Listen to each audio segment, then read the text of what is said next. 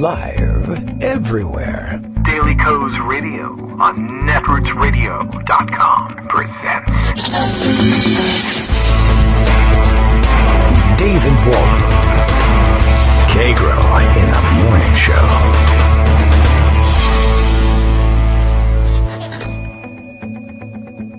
Now, here's David Waldman. Hey, good morning, everybody. It is Friday, July 17th, 2020. Time for yet another show, a Friday show. Let's see what we can pull out of pocket for you today by way of informing you and try and take a couple wild guesses about what might become a hot story over the weekend that you need to know about before you get there. We'll see. Greg has some suggestions. I know he won't be here today, but that doesn't stop him from sending a small raft too. And you can send more, Greg. No objection to that at all. A couple of stories to share with you. We can start off that way. That makes it pretty easy. Some weird happenings that we need to take note of, and some things that we may have missed during the week that we might have time to stop and take a look back at now. Let's see. Oh, well, that's an interesting piece of news. How did we wait until too long to find that one? Okay, well, anyway, let's see. I'll tell you what distracted me in just a second. Daily Coast Radio is live now. I am distracted from my distraction by Bill's tweet from Portland.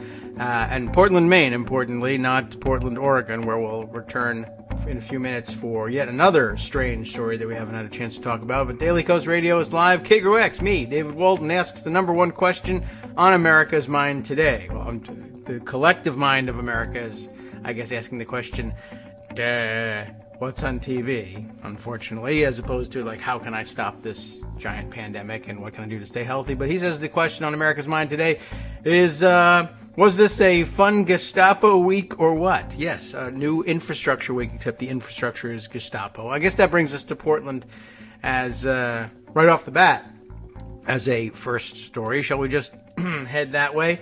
By the way, the thing that distracted me, because I was just thinking about how distracted I was, as I happened to see the Talking Points memo Twitter feed sending out the note that, I guess, Justin Amash of, where the hell is he from? Michigan, right?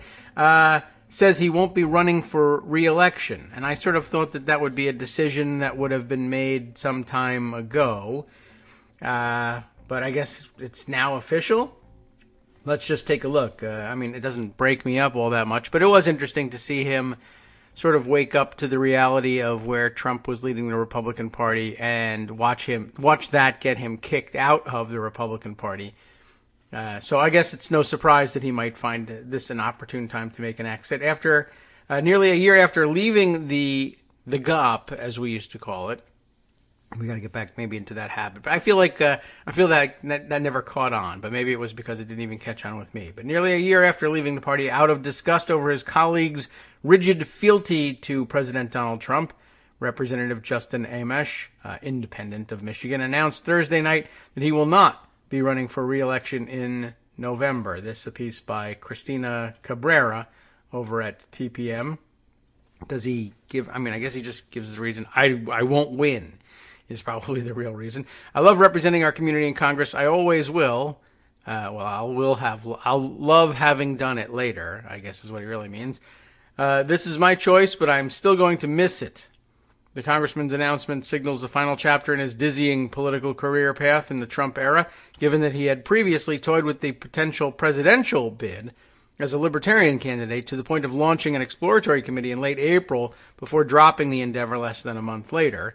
He lasted longer than Kanye West did. That's fine.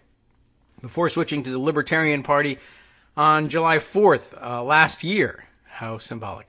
Amash had drawn national attention earlier in the year as the only Republican lawmaker to call for impeachment proceedings against Trump after Mueller's report on his Russia investigation was released. Trump responded to Amash's criticism by repeatedly bashing the lawmaker via Twitter.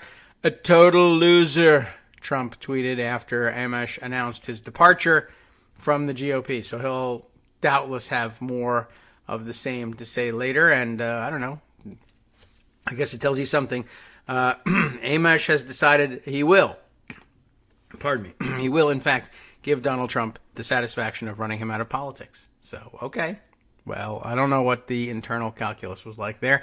But okay, now we're caught up with the news that distracted me before I got to the other news that I was pretty sure we were actually going to report. It is here.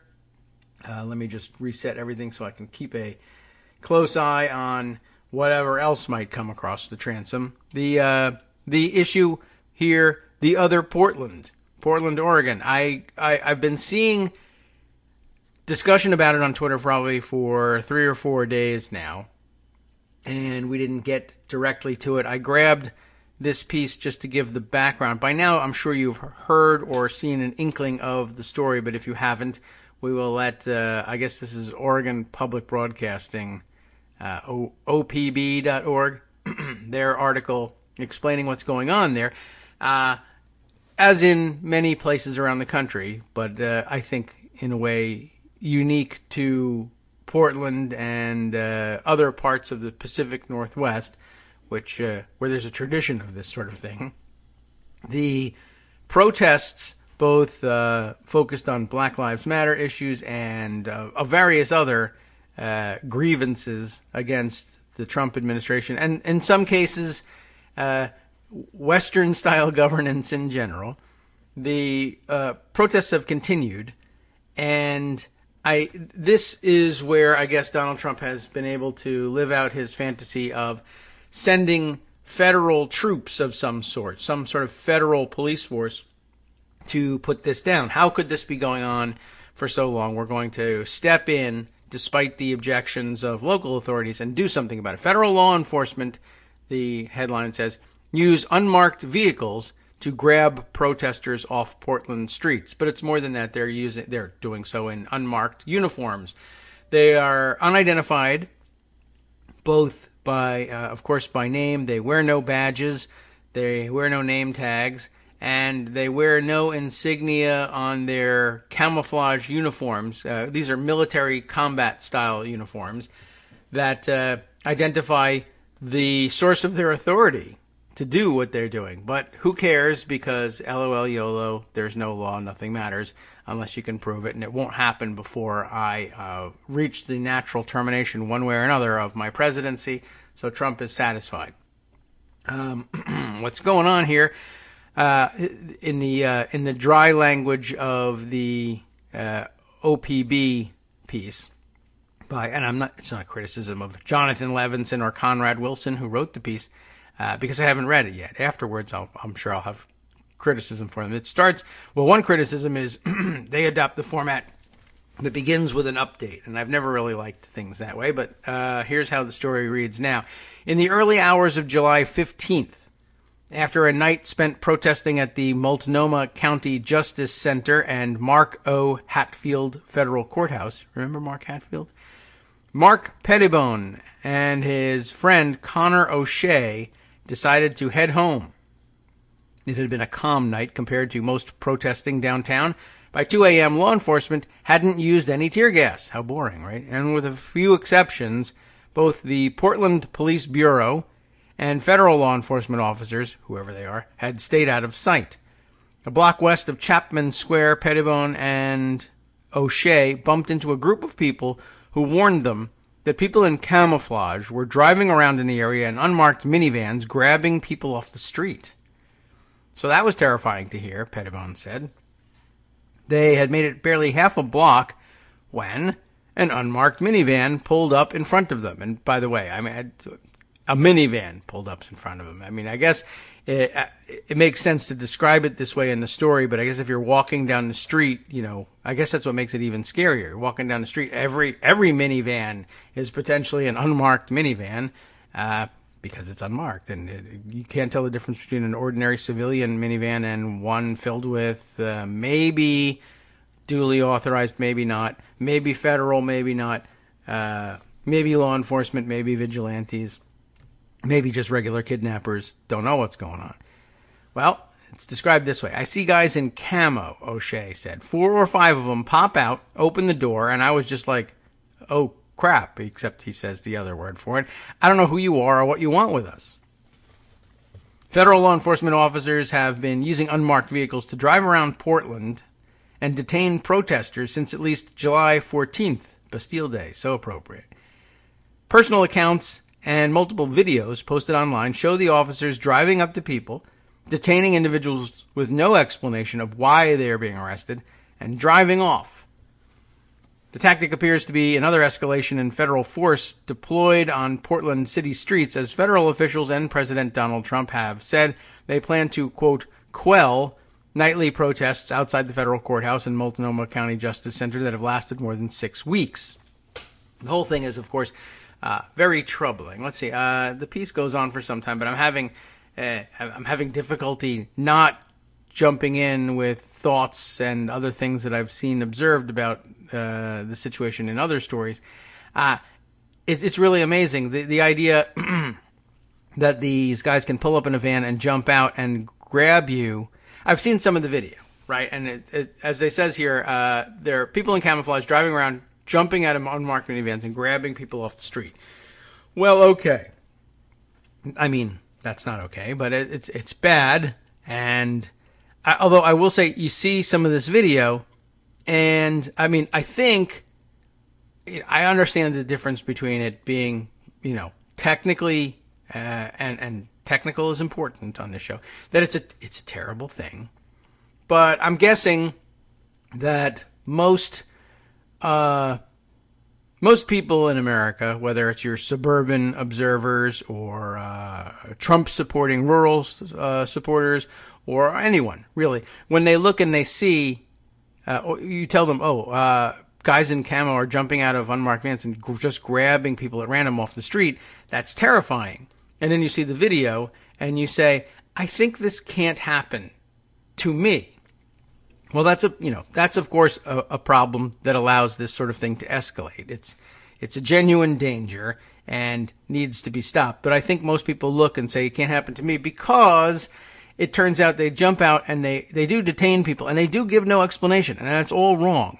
But they tend to be grabbing people who they find are dressed in all black, which is not a crime, wearing face masks, which is actually a great idea right now, but also occasionally wearing gigantic helmets, sometimes with GoPro cameras mounted to them, which is supposed to be for their own safety. But we're finding people in the same weird weird makeshift armor that right-wingers wear, but what has become the anarchist left, I guess, uniform that is probably most associated in the minds of law enforcement, surely, and Trump-supporting people and otherwise politically apathetic people who tend to go in for this sort of thing as some sort of Antifa uniform. And it's entirely likely that the people that they are grabbing are, in fact, A, active protesters, and B,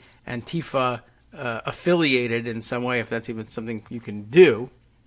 But, of course, that doesn't excuse it, and in this country we're supposed to have certain rights, but like I said, LOL, YOLO, nothing matters unless you can prove it in court and wait, years to be vindicated, and then when you're vindicated, they can refuse to obey the order of the courts and allow you to claim compensation, and then you'll have to fight that.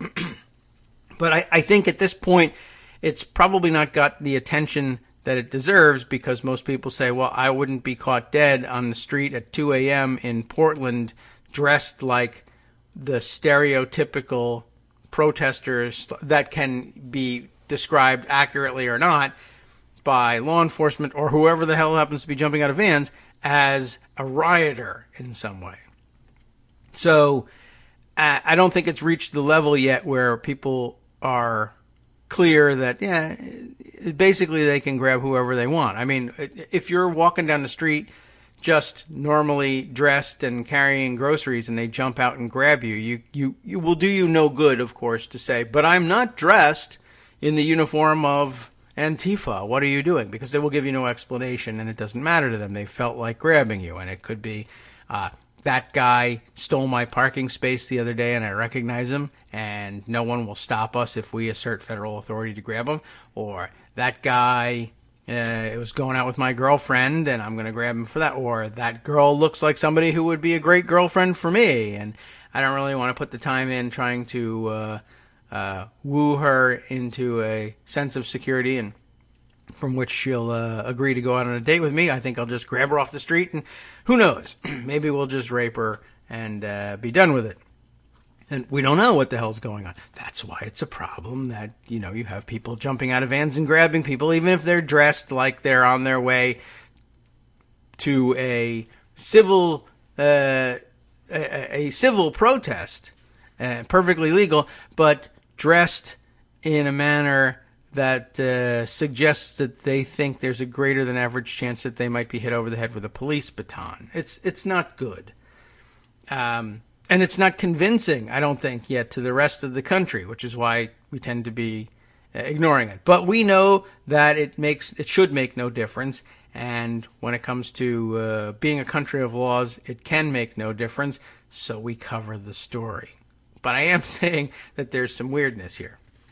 Anyway, yes, so here they are popping out and grabbing people. And again, problematic that they give no identity of who they are and give no explanation as to why the people are being arrested. We've seen lots of this. We've seen, I saw a video of, although this may have been New York City cops, now that I think about it, the video of just people jumping out of vans. But I think this might have been Portland. I think they had declared the streets off limits at some point in the area of this demonstration that was being filmed and told all protesters to stay on the sidewalk. Under what authority, I'm not sure. That doesn't sound completely out of keeping with something police might do to control the crowd at an otherwise legal protest, but one that might be unpermitted. And a bicyclist goes by. And, of course, it's not somebody delivering Chinese food, and it's not somebody just making their way home from the gym, although I'm sure that would be, that's what I would claim too. But at any rate, they were biking down a street which the police had just declared closed. Now, one way you can keep somebody off of a street the police have just declared closed is stand in the way of their bike and hold your hands up and stop them and tell them to turn around. But the way they chose to do it was to run up to him, sprint out of the van, and kick the bicycle over as he rode by, and then drag him off into a van. So we're not supposed to be doing that. And the great difficulty, of course, is, you have the right to know who's arresting you and for what. But when it's you walking down the street and 5 or 6 people in camouflage and body armor and with all sorts of weaponry jump out and tell you that they have no intention of telling you why you're being arrested, just get in the van, and they draw weapons on you, you start to get nervous that, I may not live long enough to vindicate my rights in court here. I might just have to go. It's really quite disturbing, to say the least. Here comes, as a matter of fact, just now across the Twitter transom comes the is this the film of the bicyclist being kicked over. So excellent. I can now pocket that and share it with you later on in the summary of today's show. So I'm not just kidding about that. Anyway, let's continue on with this story and then a little more discussion of it, and then on to the rest of the rather amazing news of the day. So we've laid out the basics here. Nobody knows why they're being detained, although we suspect that they are grabbing people who look like they may have been connected with the protest at the very least. I guess if it escalates, do we want to sit around and say, well, when they start grabbing regular citizens off the street, I may raise my voice? I don't know. I don't think so. The tactic appears to be another escalation in federal force, like we said, after federal officials and Trump said they plan to quell the nightly protests. The other thing about these nightly protests is they have not been resulting in violence, as far as I know, not even... I see some pictures in the sidebar of the article here of some fires that had been set, but I think that those were from several weeks ago. Apparently, the justification they're using is this incredible wave of protest crime that's going on, and they I have also in pocket here another tweet from somebody else about this situation. Joshua Potash, who I think just actually was the one who tweeted around the video of the bicyclist, saying that the Secretary of Homeland Security released a statement justifying the invasion of Portland.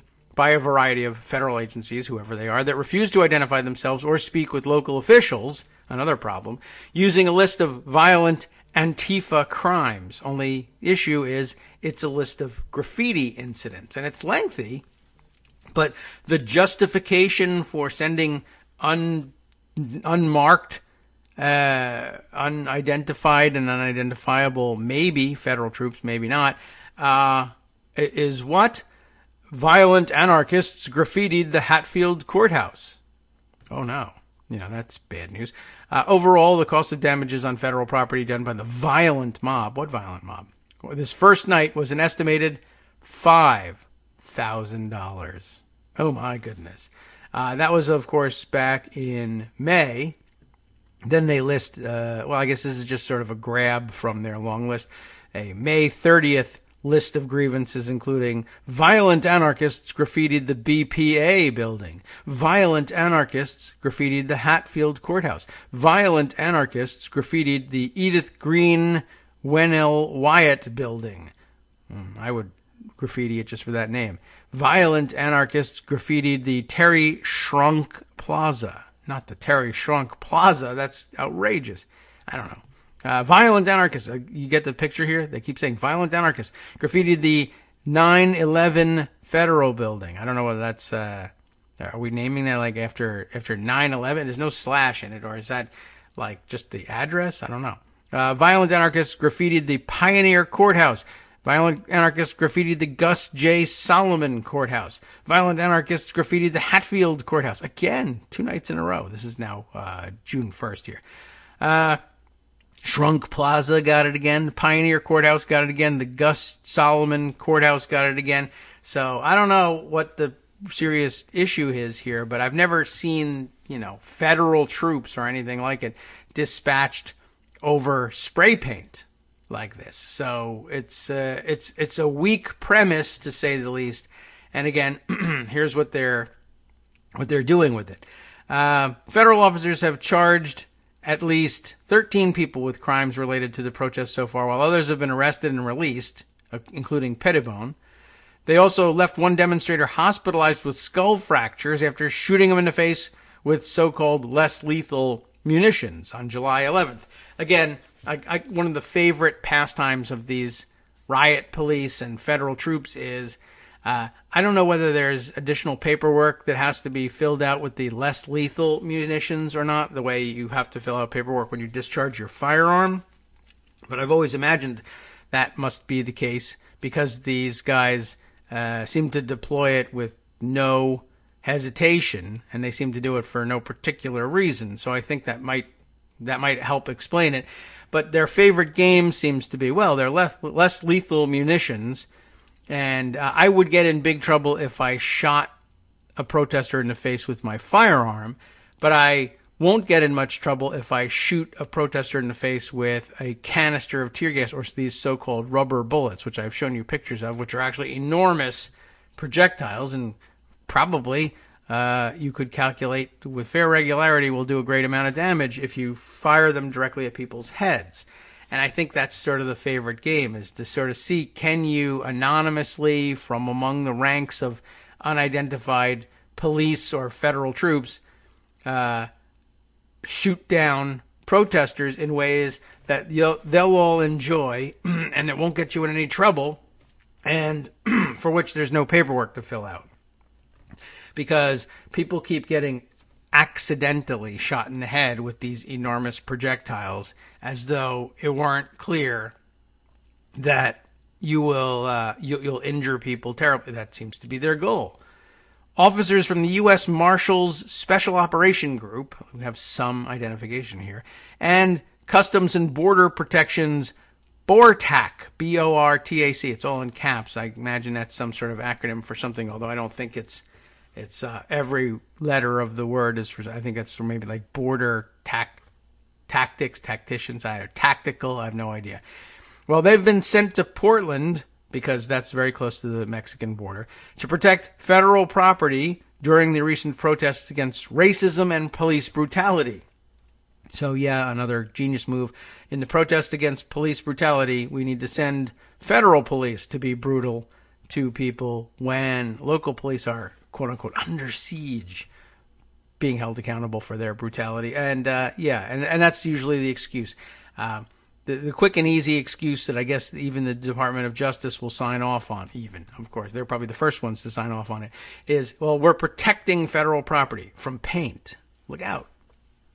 Officers from, we did this one, interviews conducted by OPB show officers are also detaining people on Portland streets who aren't near federal property, nor is it clear that all the people being arrested have engaged in criminal activity. Demonstrators like O'Shea and Pettibone said they think they were targeted by federal officers simply for wearing black clothing in the area of the demonstration. And I'm sure that actually, that's what the targeting amounts to. They didn't witness them perhaps doing anything. But yeah, again, it would be wrong to say so, but I'm sure it's the reaction in the minds of your typical Midwestern, let's say, suburban voter.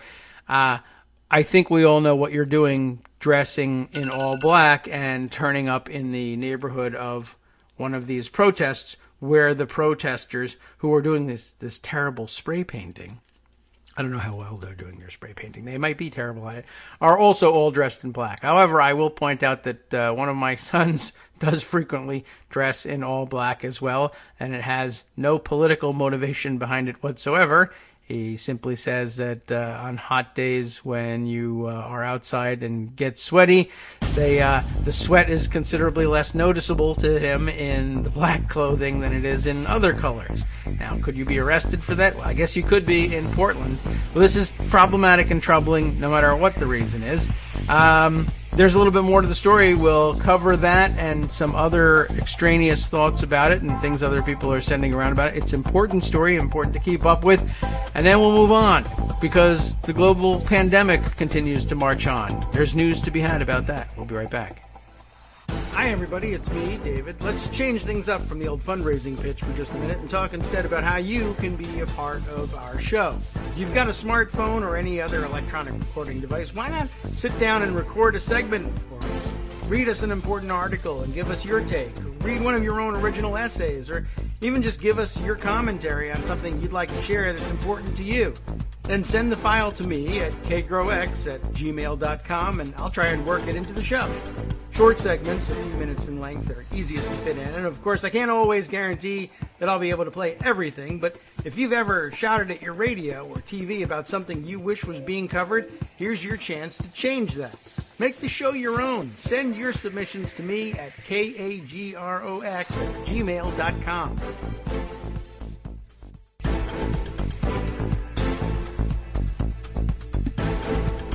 All right, welcome back now to the Kagro in the Morning Show here on Netroots Radio. I just saw a very interesting article happen by on Twitter, as frequently happens, and it was fascinating. I said, this is so relevant to what we're talking about.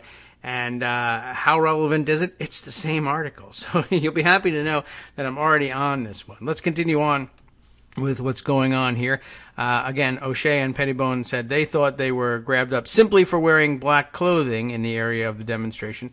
But this is the sort of thing that causes confusion and drives me crazy, and I assume causes your basic suburban viewer to tune out. It's like, I hate when we get stories like this. It happens left. Okay, here's my both sides story. It happens both left and right, and you get people who are, one of these things like, okay, I got arrested for running up to the president, not this president, I would support doing this to this president, running up to this president and saying, you're a mass murderer and you deserve to die, and the people have the right to execute you right here, right now, and then reaching into your pocket. And then you're grabbed by the Secret Service, who obviously think that you're there to assassinate the president, and you say, I was arrested for speaking the truth to power.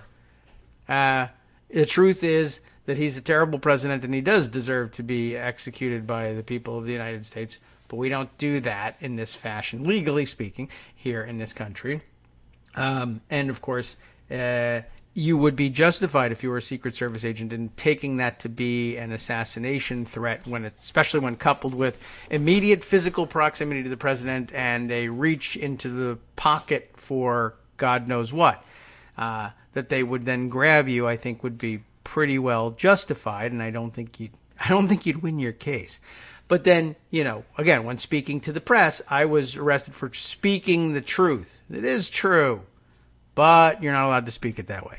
We run into, the more nebulous case here. I mean, that's the most obvious. But you run into this one here, like O'Shea and Pettibone saying, we were arrested just for wearing black. And then they offer up a little bit of explanation, a little bit too much here. Well, we were arrested for wearing black in the area of a demonstration. And, okay, again, that's not illegal, and no, you shouldn't be grabbed by it. But, of course, the story begins, or at least the update at the top of the story begins, that Pettibone and O'Shea are, in fact, headed home from a night spent protesting in front of the Justice Center. So there is a little bit more going on here than I was just wearing black in the neighborhood of a protest. You were at the protest. You were a protester. Now, you could say, well, A, I have the right to protest, and you do. And I was leaving the protest, so cops should be less interested in me.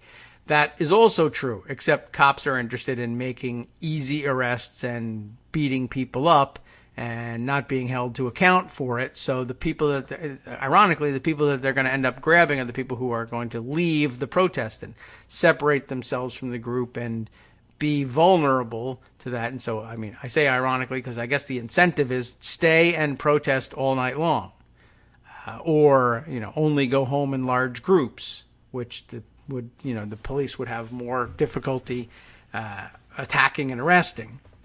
But I think it does do. I mean, it is sort of true what they said, but it does a disservice, I think, to the story by neutralizing the interest of the average viewer who can, who will resort to making a snap judgment based on appearances, and that will serve him pretty well, actually. I mean, if you saw these guys on the street, and I don't know if there's a picture of them in this article, you'd be right. You would probably say, yeah, those are people headed home from the protest. Now, again, they were doing nothing illegal, but it does explain things a little bit it doesn't explain why they should be grabbed, but in order to do that, you have to put yourself in the head of these federal officers, if that's who they are, and say, we don't care about the legal premise of why we're here. We are here to beat people up, and those people,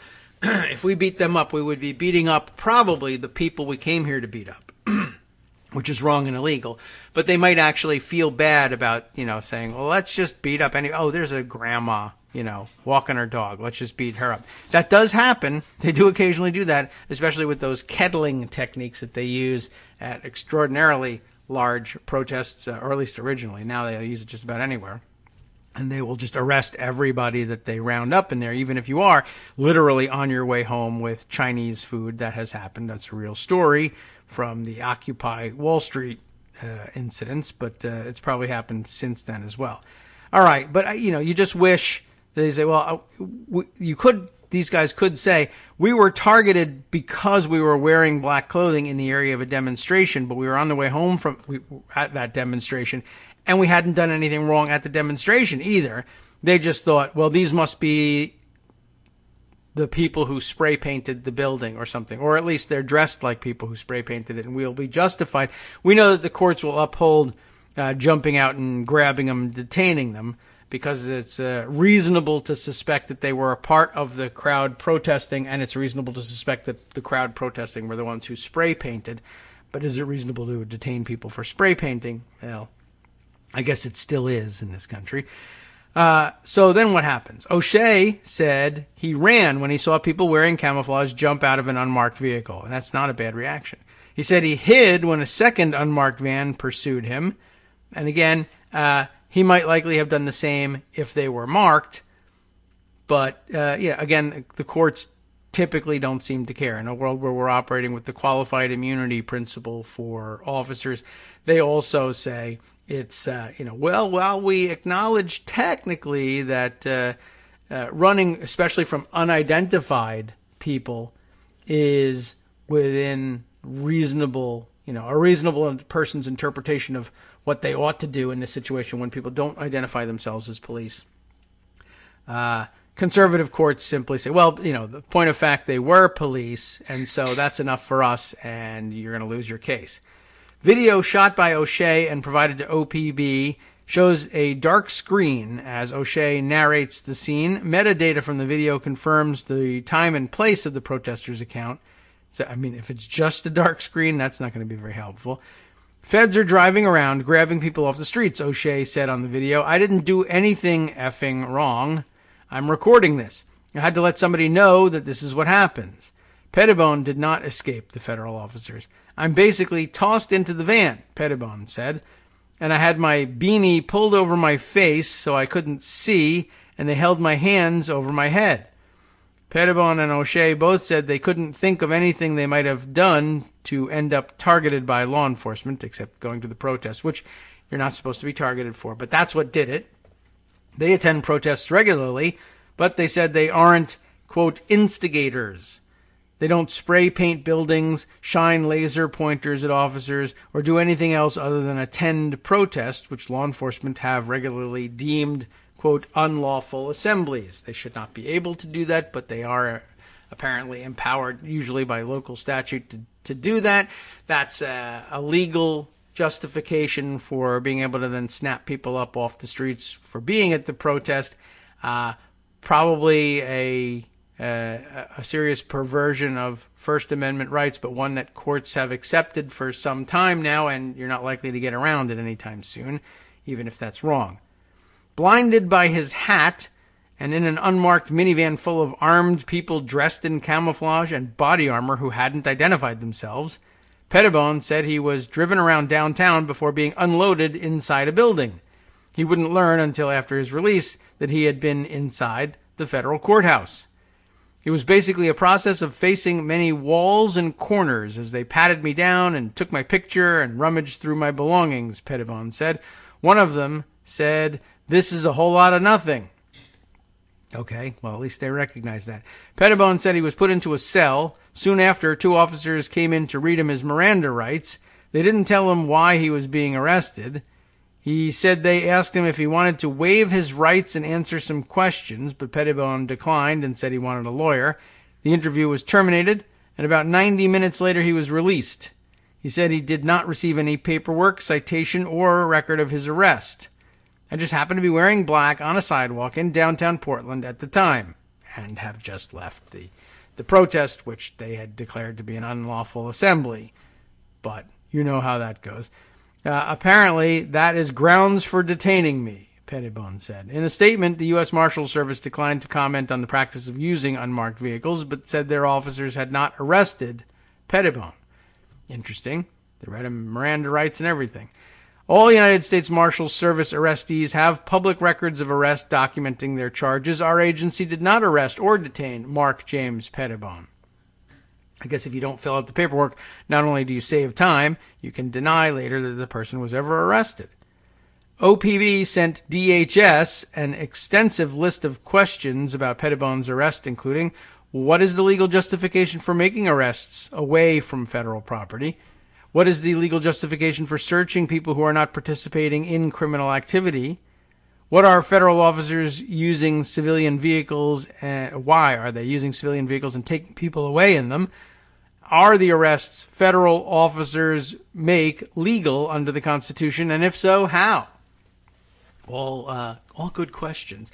And again, one of the other issues, of course, is given how they were dressed, and given how things have gone in certain areas of certain protests in the past, and particularly in the Pacific Northwest, what prevents this from happening, and what assurance would people have that they would make it through an experience like this alive or unharmed if, let's say, the 3%er militias decided to roll around in one of their buddies' minivans or work vans or any vehicle that they could get a hold of, dressed, of course, in camouflage, displaying no badges because they don't have any and they have no legal authority to be doing this, but heavily armed and looking for all the world now like these federal officers known to be in the area, and just start snatching people up literally for wearing black or looking like they might be affiliated with Antifa, whether or not there are demonstrations going on anywhere at the time, and just telling people this is for your own good and you should learn your lesson, and beating the crap out of them and dumping them on the streets and saying, as they dump them, well, we're not going to arrest you this time, but this is a warning. We're police. And we totally had the right to do that. We're not just random guys who want to go and do literal hippie punching, except that they're not really. The punching is literal. Hippie description would perhaps be inaccurate and be rejected by these folks. But anyway, that's beside the point. But this is a very big problem. You can't tell who's scooping you up and why, and whether they have the authority to do that. And let's say such a person was. Whether or not they were affiliated with any of the protesters, let's say such a person was, as frequently is the case, I guess maybe more so in the Pacific Northwest, was my impression, than elsewhere in the country, that people who are very much left-leaning, let's say, in their political orientations, who may or may not be involved in any of this protesting, but who are nonetheless convinced of the wisdom and propriety of arming themselves individually for self-protection. Like, I don't want to be walking down the street and get jumped and kidnapped by a bunch of guys. Not necessarily thinking about federal officers doing so from unmarked vans, but just generally. You don't want that to happen. People who very frequently go about armed very frequently also fantasize / worry about such situations, whether it's warranted or not. And, for a bunch of guys to then do exactly that thing that they're worried about and not identify themselves in any way as duly authorized by law to be doing this, why go along? What about drawing a weapon and shooting at these people? And then, of course, by the time you take that to court, it becomes an issue of this guy drew a weapon on and fired on federal officers. And yes, some courts will actually ask the question and then say, yeah, but they didn't do anything to identify themselves as federal officers. But that's sort of the old style of jurisprudence. We now live in a legal climate where everyone's fairly sure that the very conservative Supreme Court would likely say, well, I don't know, but the bottom line is that they were federal officers and exigent circumstances, yada, yada, blah, blah, blah. And the point is you drew a weapon and fired on federal officers and you're going in. You hit a cop, whatever it is. But in the classrooms at law school and under traditional American constitutional jurisprudence, the cops have the right to do this, but one of the conditions that they're required to fulfill in order to manifest this authorization is identify themselves from the beginning as police. Stop. Police, right? Don't move. Freeze or I'll shoot. It's rarely anonymous person and I have a gun. Obey my commands. Stop. Police. Even the kids know how to play cops and robbers. Now not necessary anymore, and you're got qualified immunity from anything that goes wrong anyway. It's bad news, really. All right, let's see. So now they submitted all these questions. After 7 p.m. Thursday, a DHS spokesperson responded on background that they could confirm. This is interesting. They jump to some part of the story that there's no previous reference to. And it's not just that I've been jumping in and out of the story. That is odd. I had set this part aside to discuss later on because I saw a tweet that discussed it. But okay, I guess we'll just jump into this part without any particular introduction. A DHS spokesperson responded on background to a different set of questions, the answer to which was they were confirming that Wolf, that is Chad Wolf, the head of DHS, was in Portland during the day. The spokesperson didn't acknowledge the remaining questions, and then they go on as though that wasn't just some bizarre insertion into the story. The background on that, I have the tweet from Juliet Kayem, who says that the story that I'm reading, I don't know whether this is, I guess, a tweet from a couple of hours ago, saying that the story puts DHS head Chad Wolf in Portland on Thursday with the Customs and Border Patrol head Morgan, whoever he is, calling lawful protesters criminals. U.S. Marshal Service denies detentions. Over to you, DHS Gov, the Twitter account of the DHS. This is Juliet Kayem, Harvard professor, described this way in her Twitter bio. CEO, CNN analyst, advisor, former Department of Homeland Security, and mother of 3. Author of the book Security Mom, in case you were wondering about that. And I'd be interested in hearing what she thinks suburban security moms might think about the excuse that I was arrested for wearing black near a protest that I was at and leaving. All right. It's like stop and frisk, the article continues, meets Guantanamo Bay, said attorney Juan Chavez, director of the Civil Rights Project at the Oregon Justice Resource Center. Of course, being released 90 minutes later is not exactly Guantanamo Bay, but yeah, I get the point. Chavez has worked on litigation surrounding the weeks of protests and helped lead efforts to curb local police from using tear gas and munitions on protesters. He called the arrest by federal officers terrifying. You have laws regarding probable cause that can lead to arrests, he said. It sounds more like an abduction. It sounds like they're kidnapping people off the streets. Ashley Albies, A-L-B-I-E-S, a civil rights attorney with the National Lawyers Guild, said Pettibon's detention is an example of intimidation by federal law enforcement and noted that people have First Amendment rights to demonstrate. She also said law enforcement officials have to follow procedures when they detain someone.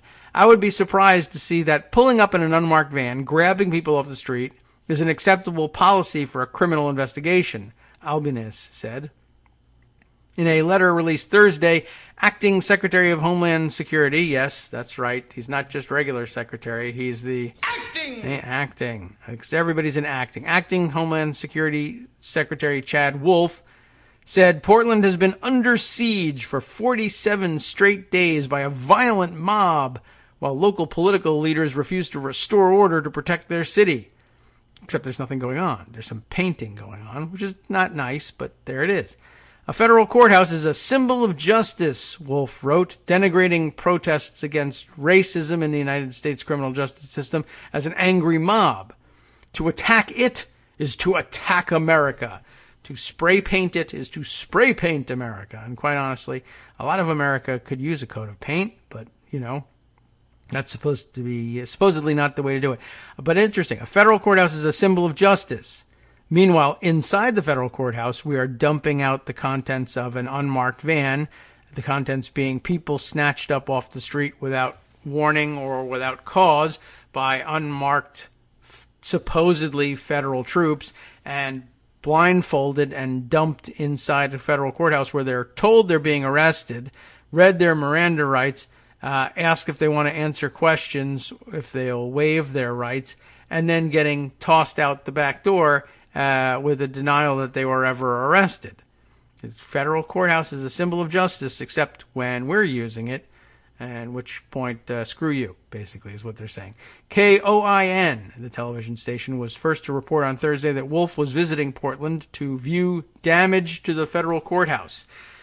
So like all the people who thought that they were going to see a spray-painted bathroom in Lafayette Square Park, but were in fact going to the giant church photo op. Imagine that. We're spending money flying Chad Wolf across the country to look at spray paint on a federal courthouse. This week, Trump has repeatedly spoken out about what he calls lawlessness in the city. He praised the role of federal law enforcement officers in Portland and alluded to increasing their presence in cities nationwide. Speaking to Fox News on Thursday, acting U.S. Customs and Border Protection Commissioner Mark Morgan, there's your identifier, called the protesters criminals. And again here, this harkens back to, it's not just Trump, but it harkens back to the George W. Bush era, when basically the target was terrorists rather than just any kind of criminal, and allowing the president basically unilateral authority to declare someone an enemy combatant or terrorist, whether or not they were, or whether or not there was grounds for it or justification. You just declare someone a terrorist, and then all sorts of things are authorized. If you just declare protesters criminals, again, all sorts of actions are authorized against them. I don't want to get ahead of the president and his announcement, Morgan said, but the Department of Justice is going to be involved in this. DHS is going to be involved in this, and we're really going to take a stand across the board, and we're going to do what needs to be done to protect the men and women of law enforcement? No, of this country. We're going to protect the whole country by scooping up people who painted on a federal building, doing $5,000 worth of damage. And it's not even damage. It's $5,000 is the cost of cleaning it. I don't know if I would call it $5,000 worth of damage. Early Thursday morning, Portland police tried a new approach to stop the protests. Officers cleared Lounsdale and Chapman squares, including Riot Ribs, a barbecue stand that had been cooking free food since July 4th. They might have chosen a less controversial name and avoided arrest. Peaceful pulled pork or something like that. But I get the idea. The city said it was closing the parks for maintenance. By early afternoon, fences had been installed around both parks. Sounds like a premise to me, but okay. Police arrested 9 people during the closure, including 3 of the people who ran Riot Ribs. They face a variety of charges, including trespassing and disorderly conduct. And they stand before you guilty of deliciousness. I submit to you. I don't know. This is very weird. So they decided that the Riot Ribs guys had to go. It says riot right in the name. That's how you know it's good. Mayor Ted Wheeler's office declined to offer comment on the latest events involving federal officers, but reiterated a statement from earlier in the week saying federal officers should be restricted to guarding federal property. And, by the way, we do not need or want their help, Wheeler said. The best thing they can do is stay inside their building or leave Portland altogether. Oregon Democratic Senator Jeff Merkley said if Wolf is coming to inflame the situation in Portland so the president can look tough, the acting DHS leader should leave. Federal forces shot an unarmed protester in the face, Merkley said in a tweet. These shadowy forces have been escalating, not preventing the violence. Oregon Governor Kate Brown similarly called for federal law enforcement officers to leave Portland. She added, Wolf is on a, quote, mission to provoke confrontation for political purposes, unquote. This political theater from President Trump has nothing to do with public safety, Brown said in a statement. The president is failing to lead this nation. Now he's deploying federal officers to patrol the streets of Portland in a blatant abuse of power by the federal government. And it's hard to disagree. I have seen others suggest, maybe the governor should deploy the National Guard to keep these federal troops in line. Be an interesting situation. Don't know who do what on behalf of whom and how that would come out. So usually bad idea to just deploy armed people into a situation that you have no idea how it's going to come out. But, these are desperate times. All right. We'll move on from this subject, which has occupied the first full hour of the show. But it is a very important topic. And like I have been saying on Twitter, and I might as well reiterate here on the radio show, every day something happens and Trump does something which makes me comment that he's so bad and doing such enormous damage to the country. I do believe history, whatever that may mean, will demand of us, whatever that may mean, and whoever us is, but history will demand at some point, if not, why didn't we just hang Trump? But at least, why not an uprising? Why not opposition to the government rising to that level? Why not deposing the president? There's lots of reasons. And by the way, though I've been saying it over and over, I guess one of the reasons hadn't manifested itself until now. But having either accidentally through negligence or just sheer panic and paralysis or refusal to believe that it's actually happening, we let Donald Trump at some point establish a federal secret police force.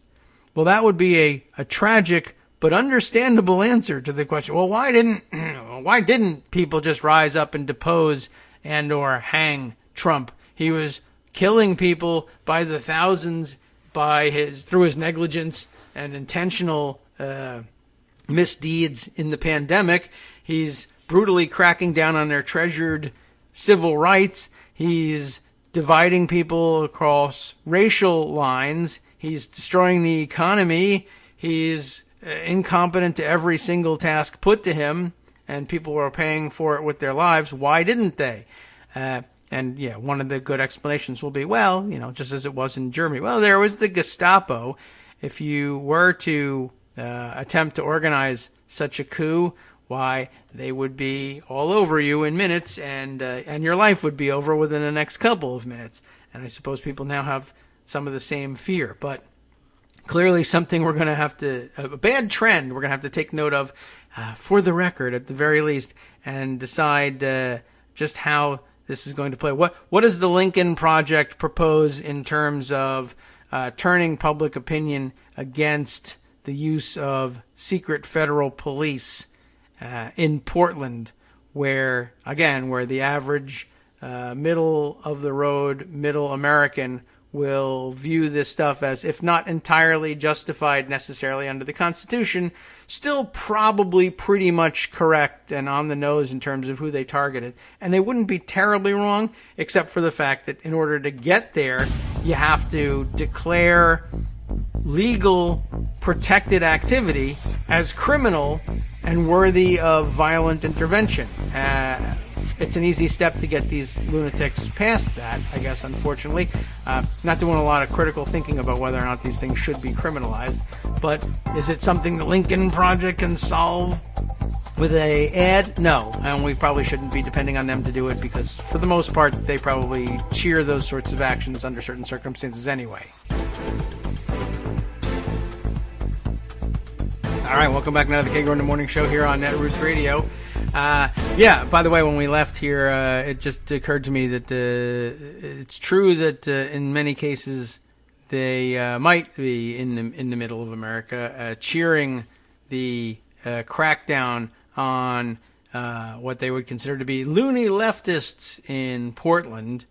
And that's probably true. But similarly, I guess it was pointed out to me via another tweet, and let's see if I can't dig that one up, at least to show it to you, if not to necessarily read every line of it. But somebody was saying, this is the sort of federal police action crackdown in contravention to your constitutionally guaranteed rights that the right-wing militias have said for years that they were training to oppose and that they were most afraid of from the federal government, and yet they were probably at home cheering because the crackdown was targeting somebody they've been taught and convinced is the real enemy, the Antifa, which of course they would both be anti-fascist in their approaches if they were really both in fact worried about government crackdown and ignoring of supposedly guaranteed federal rights. It was Jeff Shartlet, as a matter of fact, who pointed that out, saying what's happening in Portland, unmarked, unidentified federal secret police grabbing civilians off the street without charges, that pretty much is what the militia types have been warning of for decades, only now they're cheering. And of course, I had to point out, for all we know, they are, or soon will be, doing the grabbing. So, of course, they'll be doing the cheering. You mean this gives us cover to go out there and just pretend we're those police and grab up anyone we don't like or feel like grabbing for whatever reason? This is fantastic. Now that's freedom. Now you're talking. All right, well, let me put that tweet away for you so I can show it to you later on, and you can go ahead and read the OPB article that's attached to it. It's been interesting, to say the least. This gives me the opportunity to segue a little bit by turning the rest of the show, I guess, into the Mark Sumner in the morning show. He's got 3 or 4 articles in a row at the Daily Coast, posts in a row that address this subject and help us make the segue. But I'll give you the headlines at the very least. What Donald Trump is doing in Portland is just as big a threat to America as COVID-19. And the fact that it happens to coincide with COVID-19, no small part of this. And he puts it, I think, rather succinctly, I guess, this way, saying, as the protests over the police murder of George Floyd spread across the nation, and especially as those protests began to bear fruit in terms of real changes in attitudes toward policing, symbols of racism, and support for Black Lives Matter, Donald Trump saw an opportunity. And I guess the opportunity was to come to the house next door to my studio and power wash the outdoors. I guess a nice background noise there we'll have to deal with. Sorry about that.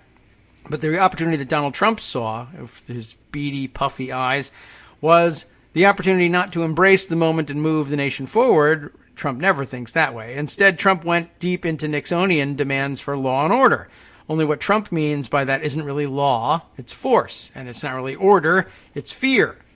By the way, that reminded me also of the fact that militia types will, of course, they're not wrong. They'll say, of course, that this is no threat to them because when they protest in places, and they do frequently show up to protest things, protest gun control measures or even the threat to consider gun control measures on the floor of the legislature, and they show up with their guns, of course.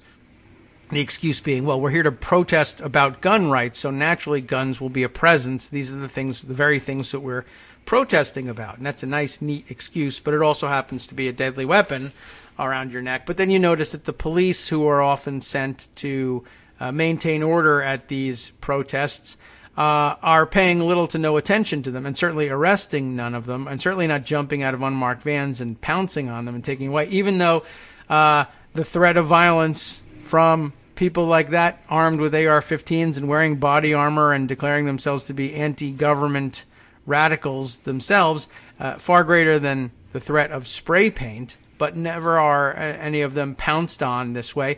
And they would probably tell you, and they wouldn't be entirely wrong, that the reason that the police don't pounce on them is they're armed, and the theory is they could fight back. But then again, they never do when it comes time to scoop them up. Like, for instance, we heard the other day, and never reported, the lunatics from St. Louis who pointed the guns at the Black Lives Matter protesters who were making their way down the street, the 2 personal injury attorneys. As it turns out, they are not only, we know they're gun enthusiasts just from the pictures that we saw, but they are come and take it style gun enthusiasts. And guess what happened? In the last couple of days, they were charged with a crime by the DA there, and a search warrant was executed in their home. And guess what? They came and took it. They took the guns. They're taken as evidence against them in the case that's being pressed. And what happened? Nothing. No resistance whatsoever. Curious. But anyway, the right-wing protesters aren't wrong in saying that it's the guns that make the difference. But there's a couple of things that are wrong with that assertion, and we've described them and discussed them in the past. One, they don't really intend to fight back and shoot back at these troops. But there's also the problem that, the police patrolling them and viewing their guns is as much a signal as the black garb of left-wing protesters, a symbol of belonging, and the cops basically recognize the carrying of those weapons as something more, as a kinship with the protesters. They're basically on their side, and that's why they don't interfere with them. But I guess the fantasy is that, we would shoot them down if they tried to do to us what they're doing, what we're happy to see them doing to others here. Anyway, I thought that was kind of interesting. I got a note here from Scott who says it might be his connection, but our stream may be down, and it might be them kicking in the door at Justice Putnam's place to arrest him because he was in a state where somebody that neighbors another state where somebody spray painted a federal building or something like that. But I hope we're not down, but across the board. But if we are, of course, podcast coming soon. You won't be deprived of that or of the rest of what Mark Sumner had to say.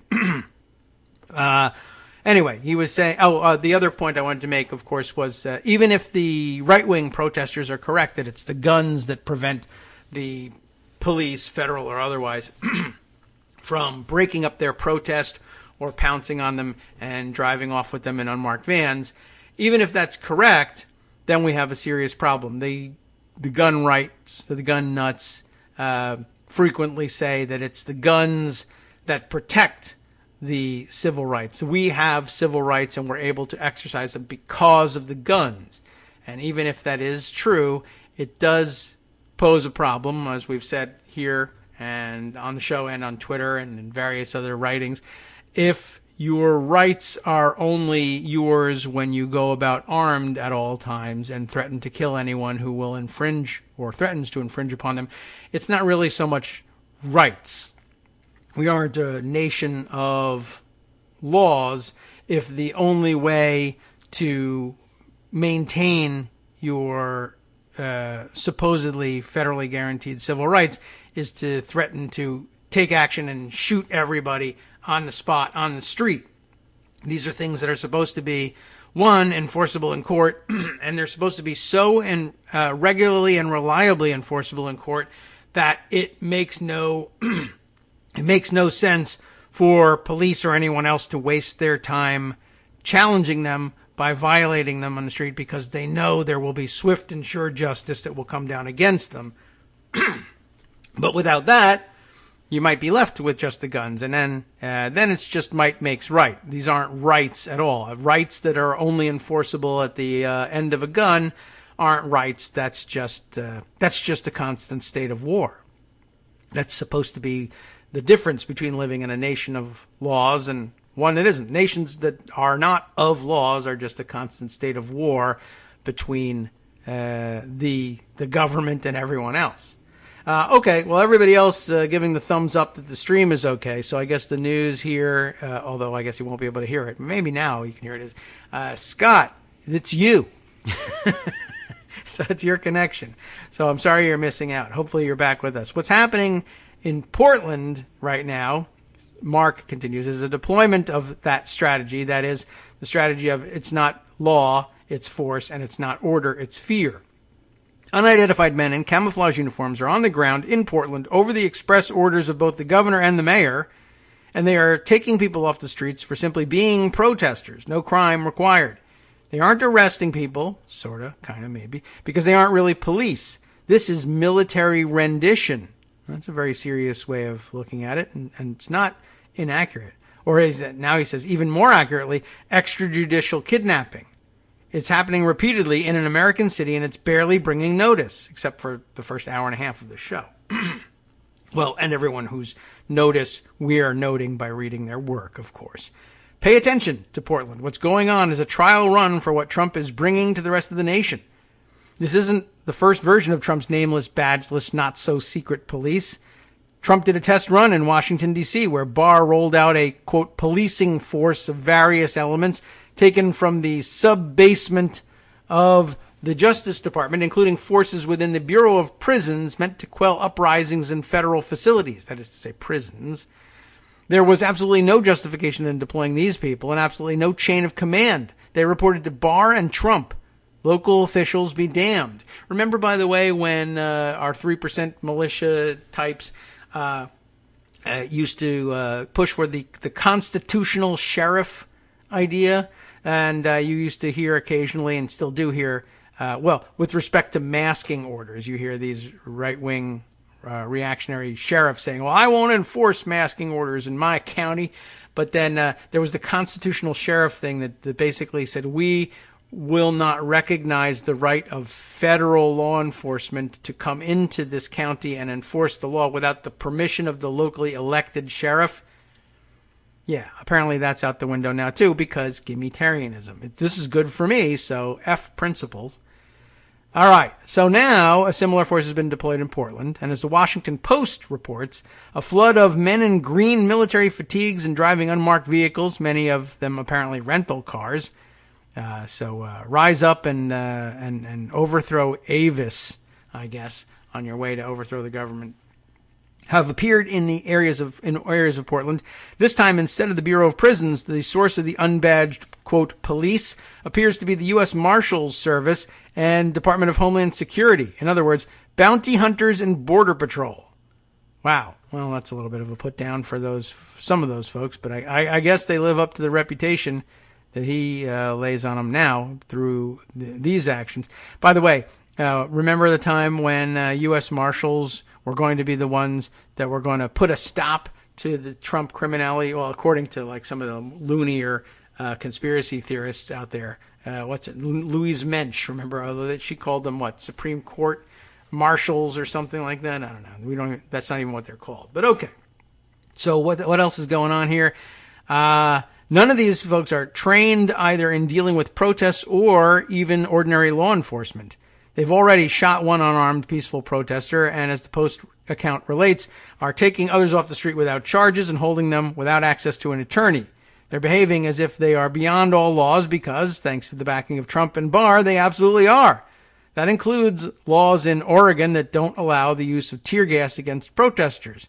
Trump's unsecret police are using it anyway. As Oregon Public Broadcasting reports, well, we've read their report, so we don't need to read his summation of it. But what's happening in Portland is so over the line of what should be acceptable federal action that the line can't even be seen from there. It's no coincidence that on the same day these forces started dragging people into unmarked vans, Trump spoke about his plans to expand this scheme. In words that directly supported those of Wolf, Trump made it clear that just because people elected a mayor or a governor doesn't mean he has to respect their choice. The left-wing group of people running our cities are not doing the job they're supposed to be doing, said Trump. He then said that this group of people, the elected representatives, right? This group of people should be asking for his help. But since they refuse, he's going to send people anyway because we can't have happen what's happening. Also a genius statement. In an interview Wednesday evening, Trump made it clear he intends on sending people in to clean it up in other cities and repeatedly stated that people would see what he meant next week, which is actually usually an indication that that won't happen. Very, very soon, in the next couple of weeks. In another interview on Fox News, acting U.S. Customs and Border Protection Commissioner Mark Morgan declared that all the protesters were criminals, along with his eagerness for what's coming. I don't want to get ahead of the president, right? We read this statement from the other piece. While most of America is fixed on dealing with COVID-19, Fox and other sources on the right are offering their audience a whole different sort of threat. They're presenting cities across the country, unsurprisingly, cities with lots of black and brown residents, as dangerous centers of anarchy that simply must be put down. What Donald Trump is offering this audience is a new entertainment.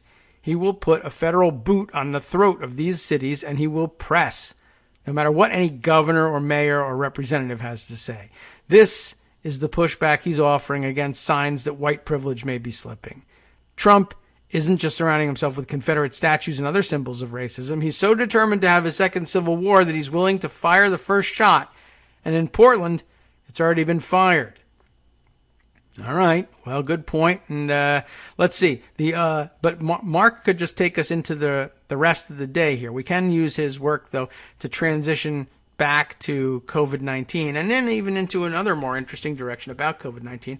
He says, brace yourself in this story for the latest COVID-19 predictions. You're not going to like them. This story I won't read all the way through, but basically he takes this to the mathematical level, putting out a chart, one that he's used before or similar to ones he's used before, basically saying, look, the math doesn't lie here. The coronavirus is spreading unchecked in many states. I think my own check through the stats last night showed, again, something like 15 states reporting something above 1,000 new cases just yesterday. And by a similar measure, just looking at cases, states that have reported more than 100 new cases, I mean, it's still a pretty substantial number, right? 40 out of the 50 states yesterday had more than 100 new cases throughout the state. And remember, of course, some of these states have like 15 people in them. Well, those 10 are represented at the bottom of the list there. But yeah, it's really become incredible and out of control. And I don't know. I don't know whether Fauci is backing off of his prediction. I did see someone hint at this from a quote they grabbed from him on Twitter earlier, that they might be backing off of the prediction that we might reach 100,000 new cases a day sometime soon. But I don't know why he would back off of that, unless he thinks masking is suddenly going to take root because some of the Republican governors are, giving up on their resistance to masks, or at least partially giving up. But we've broken 70,000 cases daily for 2 days in a row here, and it just looks to be going up. The trend is pretty obvious. Anyway, Mark takes a look at it and just basically says, well, look, here's something that we put together back in March, and it still seems to be pretty accurate. Laying out a couple different scenarios. How many? 1, 2, 3, 4, 16 different scenarios, but in chart form, so it's easy to look at. Basically, down the vertical axis of the chart here, how much of the population will become infected with the coronavirus? Is it 10%, 25%, 50%, 75%, as was originally predicted, becoming infected? And then across the horizontal axis here, what percentage of the people who contract the virus will in fact die from it?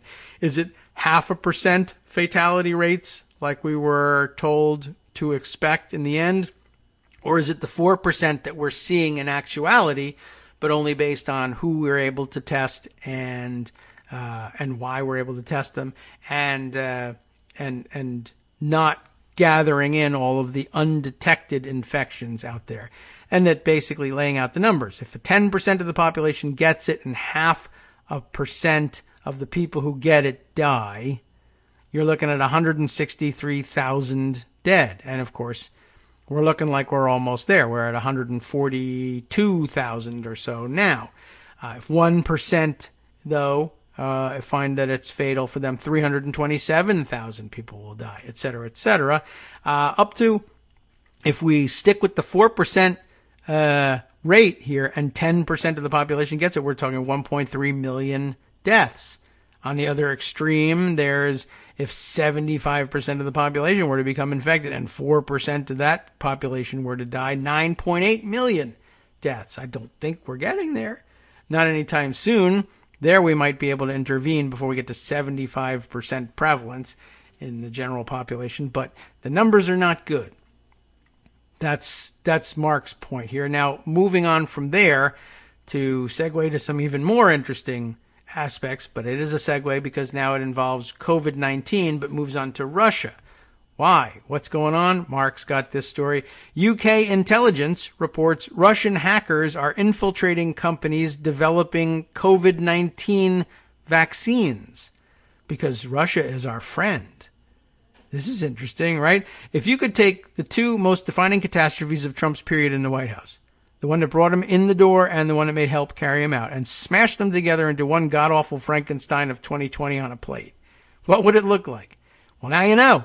The UK's National Cyber Security Centre, which they misspell because they're British, has published a report showing that Russian hackers are attacking not just governments, not just social media, but companies and organizations directly involved in trying to develop a vaccine for COVID-19. We already knew that Russia was trying to destroy American democracy. That was easy. And recent months have made it clear that Russia was engaged in trying to murder Americans through a proxy war in which they offered bounties to terrorists. Now it seems that Russia is attempting to kill everyone, or to at least keep much of the world swimming in chaos, illness, and economic disaster by directly interfering in the development of a vaccine. And it's not just any group of Russian hackers. The UK's report specifically mentions Cozy Bear, the same group that worked to put Donald Trump in the White House in the first place. Cozy Bear, also called APT-29, is part of the Russian intelligence service with direct connection to the military.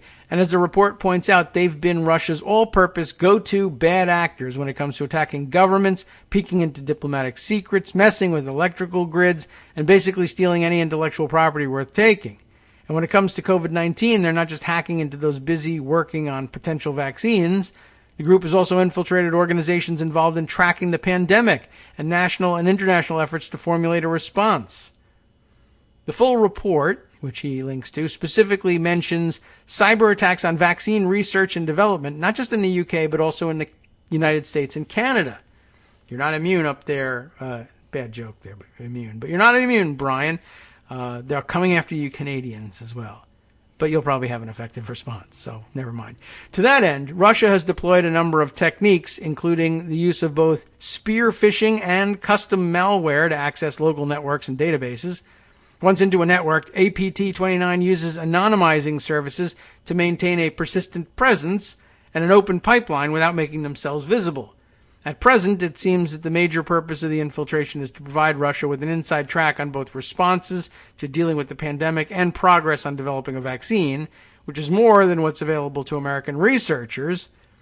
However, the persistent access means that the hackers might also interfere with everything from data collected by ongoing trials to internal orders for supplies.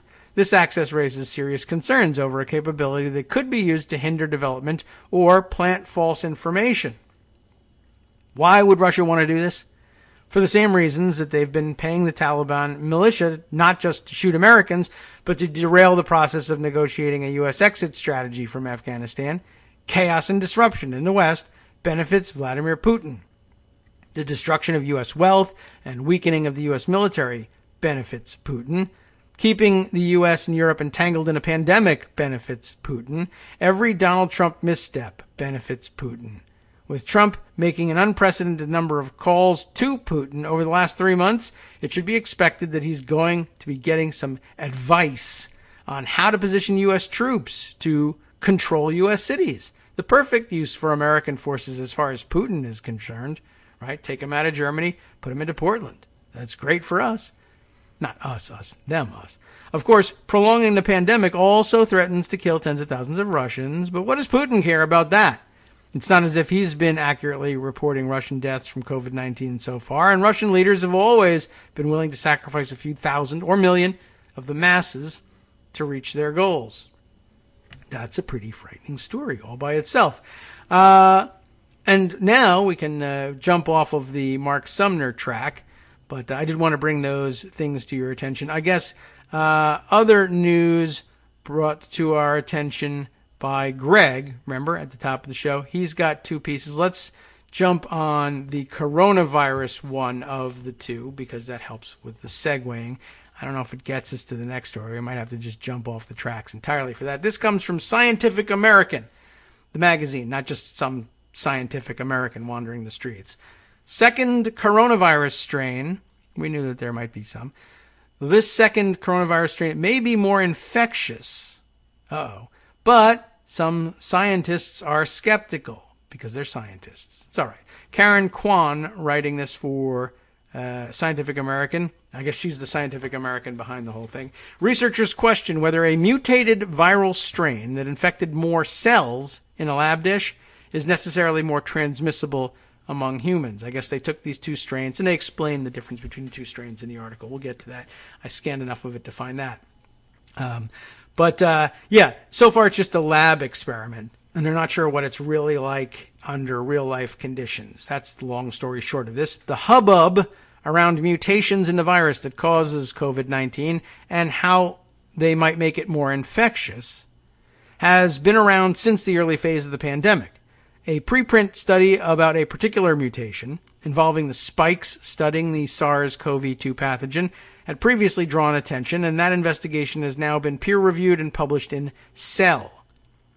The paper details a change in one amino acid in the virus that may have made it more infectious. But virologists are far from a consensus about the possible role of this mutation. The paper indicates that a single amino acid change from D, aspartic acid, to G, glycine, on the SARS-CoV-2 spike protein, which such viruses use to grab onto human cells, is the key to how infectious the pathogen is. The spike protein has a critically important role in the biology of the virus, says Betty Korber, a computational biologist at the Los Alamos National Laboratory and lead author of the new paper. Korber and her colleagues came to this conclusion after employing multiple approaches to examine the two strains. First, let's tell you what they were. First, they performed a statistical analysis that showed how the mutated virus, often referred to as the G strain, be careful how you say that, G strain, right, achieved dominance across multiple continents, outperforming the coexisting original version of SARS-CoV-2, or D strain. Then the researchers tested the amount of the virus in individuals with COVID-19 at the Sheffield Teaching Hospital's NHS Foundation Trust in England. And we can tell you a little bit about what they found and what it means after this 2-minute break to rehydrate and clear the throat and get ready for the last stretch, the home stretch before Friday kicks in. Hi, it's me, David Waldman, your host for Kagro in the Morning, and I've learned that I either need to update these announcements more often or stop saying that the announcements are brand new. What's not new is that this message, too, is a call for your support in keeping the Kagro in the Morning show on the air. My thanks go out to all of you who do support the show through your donations. The stats say that Kagro in the Morning fans download our program about 2,000 times each weekday, but our donors make up only about 8% of our daily listeners. Patreon.com, Patreon.com, makes it simple to make easy, secure, recurring monthly contributions to support our show. Patreon.com/KagroX gets you straight to our donation page. If we're helping keep you sane during the Trump era, consider what that's worth. $1 a day? 50 cents? One thin dime? We do about 20 shows a month, so pick a number, do the math, and head to patreon.com/KagroX to let us know. Thanks again, everyone, for all your support.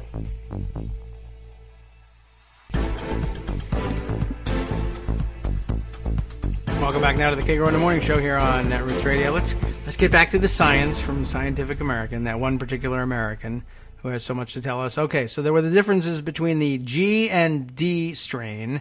We found out that the G strain has become dominant across multiple continents. I'm curious to know which ones are which. The original was the D strain. And researchers apparently conducting these tests found that the G strain produced more of the virus in the human body than the D strain. But the former, G strain, did not lead to a higher hospitalization rate, meaning it apparently did not cause more severe illness. I don't know whether it was on par with as between the two strains or was less, but it wasn't more, even though when they found the G strain in humans, it was found that their viral load was higher.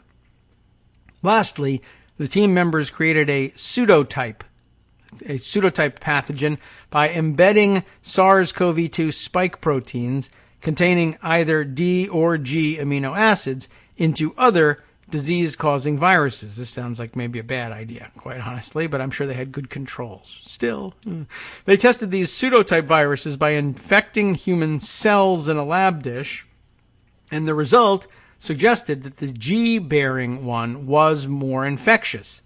Examining cells in a dish, however, is not the same as testing them using multiple cell types with an immune system in play in the human body, says Emma Hodcroft, a molecular epidemiologist at the University of Basel in Switzerland, who was not involved in the study. We just have to be really careful with how far we take the conclusions. The study authors say they're not arguing that current vaccine and therapeutic efforts, most of which are based on the original D strain, will be useless. Now we find out exactly what the real worry here is. But it does mean that we need to carefully check the effects of the mutation and make sure there is no impact, Korber says.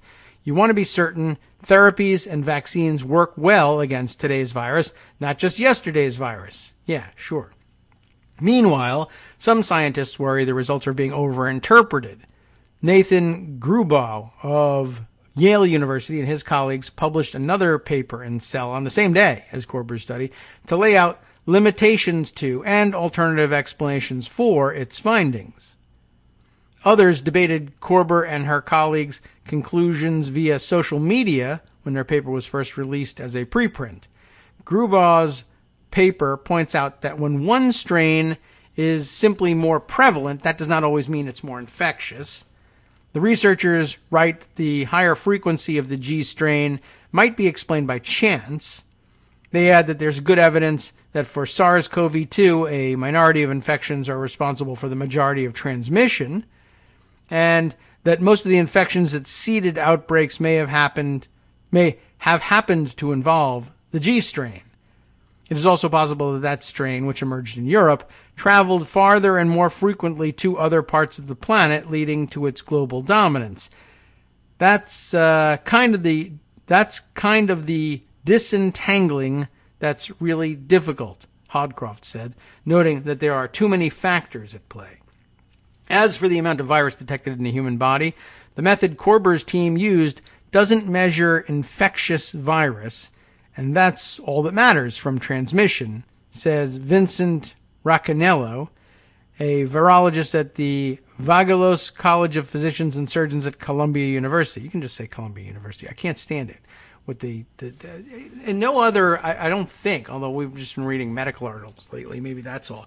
Maybe they do it for everything. But it seems to me that they usually eliminate all of the honorifics and just say they're from Columbia or Harvard when they're talking about, for instance, law professors. Although occasionally they have super prestigious chairs and they throw that in. Anyway, so Raccanello was also not involved in either of the two Cell papers, but had something to say about them.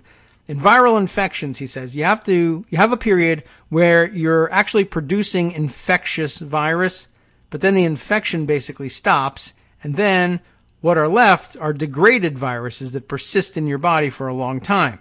The technique employed by Korber and her colleagues can detect degraded viruses, so that's not a good enough experiment to prove that this is driving transmission, he says. Whether the G strain could affect the efficacy of potential vaccines and therapeutics is still unknown. The paper by Korber's team shows that antibodies from people who had been infected with SARS-CoV-2 fight against both strains. That was a really encouraging step, although more work needs to be done, she says. I was just wondering to myself as we read this whether the people who are finding themselves reinfected, maybe they got one strain and then the other, but you would think that, I guess evidence here is that the immune system's immunity, when it acquires it, is to both. The debate over the newly identified mutation and its implications will likely continue because there are several preprint papers that suggest the G strain might be more infectious, but Korber's study is the only one to do so that has been peer-reviewed so far. These back and forths between scientists, they really are normal, and this is how science evolves, Hodcroft says. It isn't an indication that all of science is in disagreement. It's not in disarray, in other words. If you surveyed scientists, they would give you the same general idea about the virus. I'm not saying that what they're suggesting is not plausible, Raccanello says. This could be proven one day, and I would be fine with that. Okay, so that gives us a good indication of the state of play on that. By the way, what was the other thing that Greg sent me? I think I opened it up here, but it has nothing to do. Oh no, it does have something to do with coronavirus, so we can stick with it and stay with our theme. A polling issue, and maybe we'll just stick to the headline here and move on to other stories also of importance. 64%, we're told by ABC News, 64% distrust Trump on coronavirus pandemic. Approval declines as cases grow, according to their latest poll. 6 in 10 in a new ABC News Washington Post poll disapprove of how he's handling COVID. That should come as no surprise to us, but it is the latest in polling news, so I'd at least like to pass it along for your discussion. There's some of the questions here, just scrolling down. It split 60-38 on Trump's handling of the coronavirus outbreak. 60% disapprove, 38% somehow still approve. Pandemic priorities.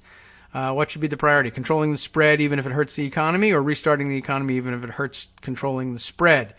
Back on May 28th, the consensus was 57% to 37% for controlling the spread even if it hurts the economy. But what about now, in July 15th? Well, now the answer is it's still the consensus to control the spread even if it hurts the economy by 63 to 33%. So that margin has grown, which is pretty incredible. What about wearing face masks? Do you trust what Trump says about the pandemic and wearing masks, etc.? a good deal or a good amount, or not so much or not at all? What's the answer? Well, let's see. How does this break down?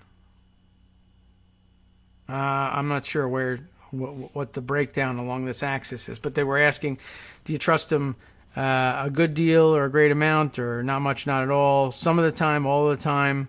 I don't know. I can't tell what's going on here. All the time, most of the time, less often.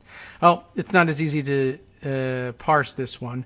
Also of interest, level of worry about catching the coronavirus. They asked people who are worried about it, and do they wear face masks? Do you wear a face mask all the time, most of the time, a good amount of time, never? Are you very concerned about catching the coronavirus, somewhat, not too worried, or not at all, right? So the people who never wear face masks, are 23% of them are not at all concerned about catching coronavirus. At least you finally see one of the results that you expect here. 0% of the very worried people never wear face masks. I'm always amazed that you still get 1 or 2% in there, but there's a flat 0. You don't see that a whole lot. Those who wear a face mask all of the time are 81% say they're very concerned about catching coronavirus.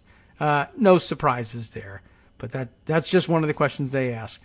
We'll move on. We'll probably discuss this perhaps a little bit in Greg's Roundup on Monday. But good call to let people have this information for the weekend, I guess, in case you're involved in a debate somewhere. But always good to keep up with the latest. More COVID news. I think it's all COVID from here on in, even though there's a lot of other really interesting longer form stories I wanted to share with you. Maybe that's something I can share with you at another point.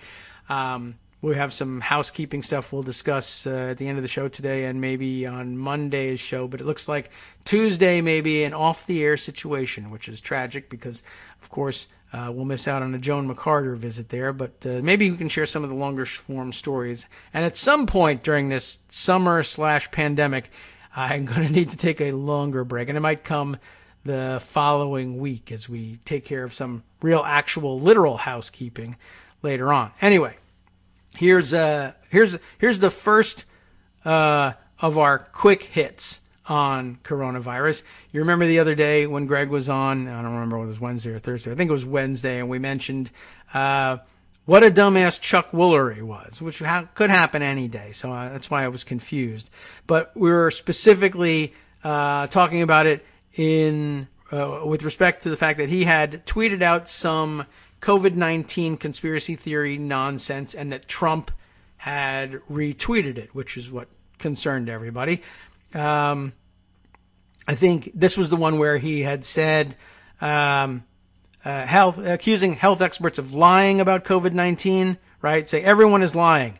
The CDC, the media, Democrats, our doctors, not all, but most that we are told to trust. That is to say, I think that was a poorly constructed sentence. Not all doctors. No, it's what he's saying is pretty much everybody that we're told to trust, but not all of them necessarily, are people who are lying to us. So the media, CDC, Democrats, doctors. I think it's all about the election and keeping the economy from coming back, which is about the election in turn, right? Trump retweeted the false conspiracy theory the next day without comment. Here's the news, in case you haven't heard it. You'll be anxious to get it. After peddling conspiracy, the TPM headline says, Chuck Woolery announces his son has COVID-19 and he has deleted his Twitter account. So there you have it. It's all a hoax. They're all lying to us. Oh my God. Once again, one of these idiot gimmitarians finds out it's not a hoax, and he finds out in the only way he's willing to believe. Can't have empathy for anybody else. Can't believe that anybody else might be going through something that you can't see with your own eyes. And it doesn't matter, and you don't want to help them until all of a sudden someone in your family gets it, and then, oh yeah, I was wrong about that. And then he deletes his Twitter account and takes off. Okay. Pretty amazing. Let's see. Let me move on to I see a couple of comments. Ballerina X having a debate online live on Twitter with somebody else and referencing what she's heard here on the show. Yes. So, Ballerina X, you can grab that Oregon Public Broadcasting article is the one that outlines the story of these two who were arrested and said, the one of the two who was arrested who said that he was read his Miranda rights. That is stated in the OPB piece, which I think you can find. Let's see. Let me go back into Pocket here and grab a couple of the other stories. And just so it's easy for you to find, Ballerina, it's the federal law enforcement use unmarked vehicles to grab protesters off Portland streets. You'll find it at opb.org. Search that up in case you need it. All right, let's see. Other stories I wanted to share with you on the coronavirus front. Another ironic story and relative quick hit. This one from the Washington Post. If we read the whole thing, it won't be so quick. Here's the headline. Coronavirus cases shut down Florida's Emergency Operations Center. Yes. It's almost as if they had gotten their advice on establishing the Emergency Operations Center from Rudy Giuliani, who famously located it in the biggest terrorist target in New York and found it destroyed on 9/11 when he needed it the most. Here, Isaac Stanley Becker reported yesterday the coronavirus thrashing Florida has penetrated the state's Emergency Operations Center, a clearinghouse for disaster-related information and a command center of sorts for the pandemic response. But given that there's no pandemic response from DeSantis, no great loss. But a new set of cases caused the center, located in Tallahassee, to shut down Thursday as staff shifted to remote work. One official with knowledge of the events, who spoke on condition of anonymity, for all the reasons that are normally given, said 13 people working at the center had tested positive for the novel coronavirus and that the office would be closed at least until Monday. Staff were in the process of clearing out essential equipment. So we haven't heard this from DeSantis yet, I don't think, but we heard just the other day, Governor Abbott in Texas continues to insist explicitly that there will be no shutdown in Texas. We're not headed toward that. DeSantis, I feel like, probably has hinted the same, even if he hasn't said so explicitly. But just like everything else, watching school boards or courts decide that school boards decide a school must open, and they're deciding it in remote Zoom meetings, and watching courts say people must vote in person, there can be no exceptions for coronavirus, and ruling remotely via Zoom as well. Here we have a situation where, in all likelihood, Florida under the same restriction from their idiot governor. There will not be a shutdown, he said, from home because his command center had been, what? Shut down by coronavirus. Very interesting to watch them deal with this, except that, many people will die and it's bad news. And one of the guys who were doing this going to get this friggin' virus and drop dead already. I'm tired of waiting. Okay, let me throw in a couple other things before the weekend is upon us. One is important. Well, they're both important. One is important and infuriating, but we've been over it before, and one is kind of brand new. Let's do the brand new one, because you'll want to know, I think, for the weekend. This from Stat. Remember Stat News? We're back there again. Sharon Ostfeld-Johns gives us this warning. Multisystem inflammatory syndrome in children, right? Remember this? Well, the multisystem inflammatory syndrome in children related to COVID-19 isn't the mystery it's made out to be. And I think the long story short of this one, if I don't get all the way through, is what I saw tweeted about this yesterday. Multisystem inflammatory syndrome isn't related to COVID-19. It is COVID-19. I mean, that's what's causing it clearly, but it's not, oh, well, there's this weird thing that it does, but only in children. No, this is what COVID-19 does to people, and it's not a weird one-off from COVID-19. As a physician taking care of hospitalized COVID-19 patients, I had very nearly become immune, to the sickening sensation provoked by a new, invariably frightening information about the disease. Not new, but new. But as a parent, when I saw the first reports of multisystem inflammatory syndrome in children, the pit in my stomach churned with a new ferocity. 15 children are hospitalized with mysterious illness possibly tied to COVID-19, read the headline in the New York Times. They were just trying to be cautious. All of a sudden, the facts I relied on to steady myself, children are less affected by the coronavirus. When they have symptoms, they're generally mild. Schools were closed, not for the sake of the children, but for the vulnerable people that came into contact with them. All that became irrelevant, vanished in a fog of mystery. Fear for my toddler son's life threatened to swallow me. The oldest and strongest emotion of mankind is fear, and the oldest and strongest fear is the fear of the unknown, wrote H.P. Lovecraft, a legendary horror fiction writer. It was this emotion that drove his audiences back again and again to his stories, searching for more enigma, more fright. I feel like she needed to make a word count here. Seeking to quell my fear with data, I read the early reports from Europe and from New York City. Small numbers of children were very sick in a way that seemed different from other children infected with the coronavirus. CDC issued preliminary guidance about this new entity with a list of elements that had to be present: a positive coronavirus test or known exposure, fever, lab tests showing inflammation, and severe illness with multiple organ systems involved. The more I read, the less mystery I saw. As I cared for more patients with COVID-19, the number growing into the hundreds, it became clear to me that this wasn't new. It was COVID-19, the same disease I was treating in my adult patients. Why were they trying to scare me with all this mystery talk?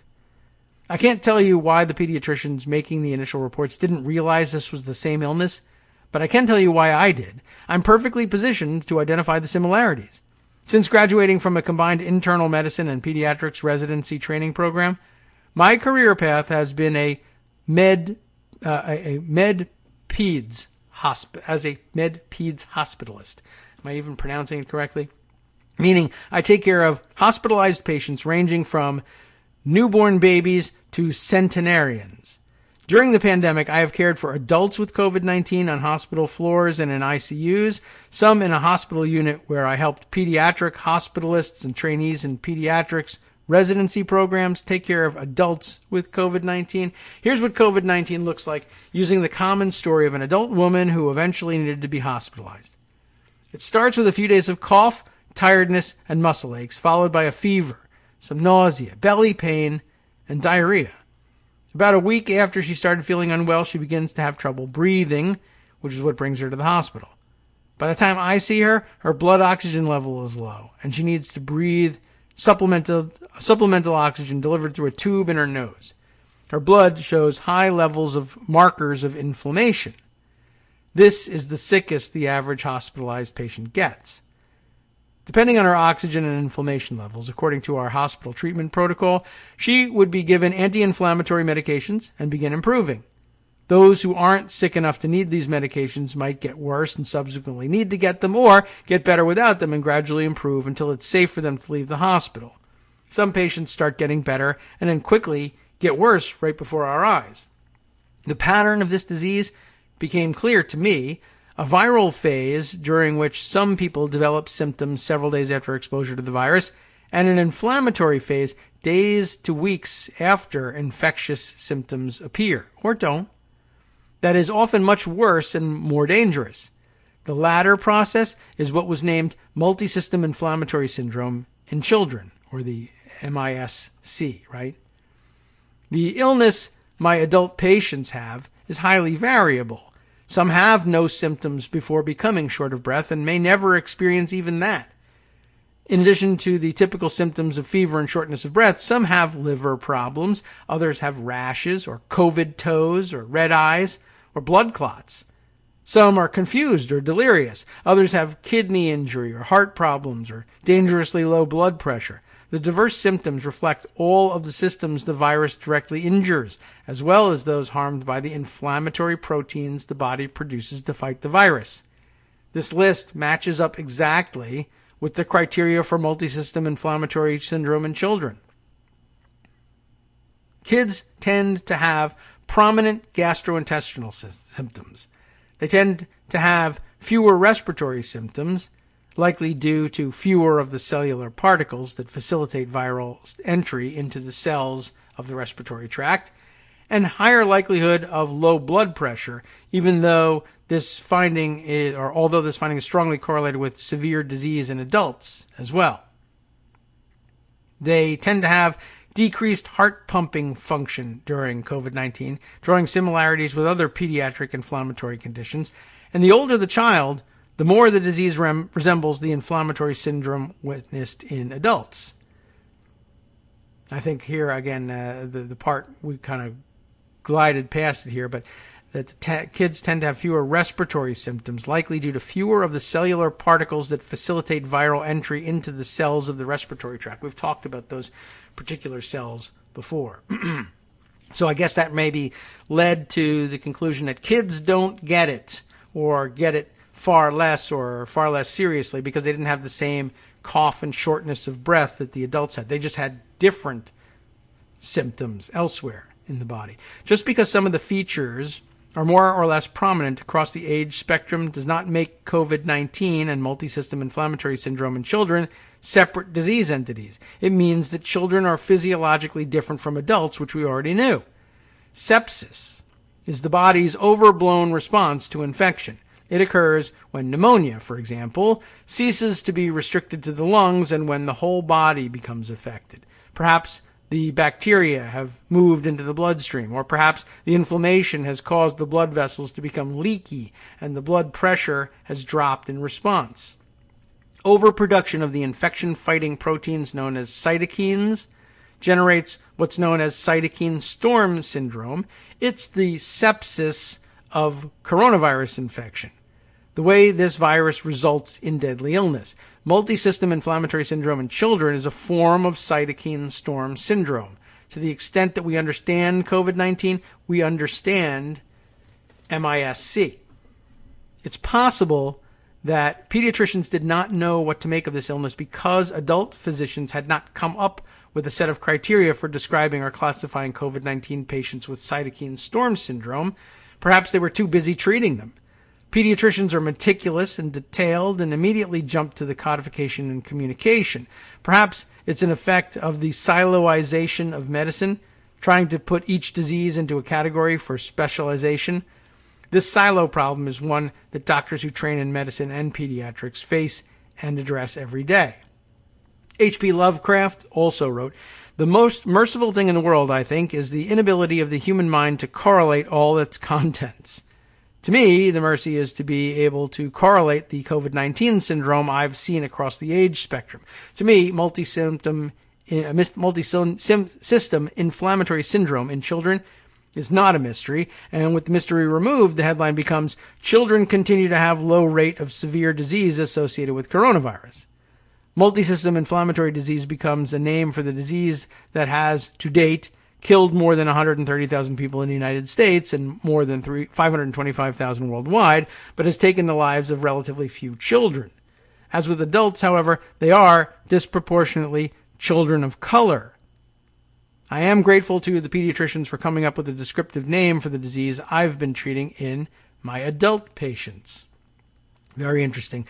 And I guess, so then, are we looking at this? Some percentage of children develop these specialized cells in the respiratory system, which are particularly susceptible to COVID-19 earlier than others? Is that all we're looking at? Is that what accounts for the similarities but the low prevalence in children in terms of those severe symptoms? I don't know. I couldn't answer that one for you. Not a doctor. All right, about time to wrap things up and hand things over to Justice Putnam for the West Coast Cookbook and Speakeasy. Did want to throw a couple other things out there for your consideration over the weekend, and maybe just a teaser for next week. New entry in the annals of PPE turning into war dogs in the COVID-19 era. Government Executive magazine taking a look at that. And let's see. Oh, yes, we never did get to this, but Justice covered it the other day. The story of, what's his name out there in Kansas? Steve Watkins, Congressman, Republican, believe it or not, from Kansas, the home of Chris Kobach, who was supposedly going to root out all of the voter fraud. 3 felony criminal charges filed against Steve Watkins, they report out there in Kansas the other day. Shawnee County District Attorney Mike Kagro announced on Tuesday he's filed criminal charges against Kansas Representative Steve Watkins. The actual voter fraud, once again, turns out to be Republicans. This one fairly significant, too. Apparently, Watkins is charged with 3 felonies and a misdemeanor that relate to the 2019 local elections. interference with law enforcement and providing false information, among others, but also voting without being qualified, unlawful advance voting, and failing to notify the DMV of a change of address. Apparently, he, I don't know whether he had an address from outside of his congressional district originally and never bothered to establish residence inside. And I think apparently he registered to vote in a way that was a little too easy to detect.